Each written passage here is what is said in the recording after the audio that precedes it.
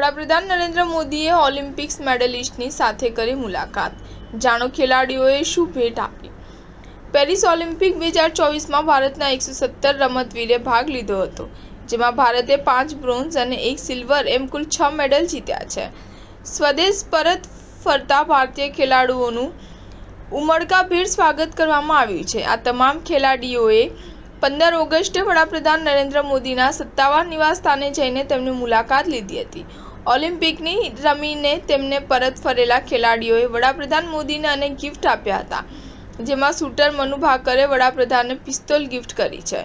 Wrestler અમન સેહરાવત અને હોકીના યોદ્ધા PR શ્રીજેશે jersey આપી છે, જેના પર ભારતીય ખેલાડીઓએ હસ્તાક્ષર કર્યા હતા। ભારતીય હોકી ટીમના કેપ્ટન હરમનપ્રીત સિંહે ટીમ તરફથી હોકી સ્ટિક ગિફ્ટ કરી છે। વડાપ્રધાન આ દરમિયાન ખેલાડીઓને સંબોધિત કરતા તેમની સાથે વાત કરી હતી, જો કે હજી તેનો વિડીયો જાહેર થયો નથી। અમુક ભારતીય ખેલાડી હજી સ્વદેશ પરત ફર્યા નથી। જેવલિન થ્રોવર નીરજ ચોપરા જર્મનીમાં છે, જ્યાં તેની સર્જરી થવાની છે, જ્યારે રેસલર વિનેશ ફોગાટ 17 ઓગસ્ટ સુધી ભારત આવશે।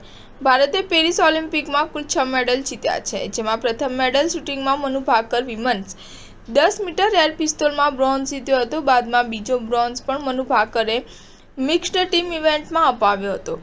સરબજોત સિંહ તેની સાથે ટીમમાં હતા। ત્રીજો બ્રોન્ઝ મેડલ સ્વપ્નિલ કુશાલે શૂટિંગની મેન્સ 50 મીટર રાઇફલ થ્રો પોઝિશનમાં અપાવ્યો હતો।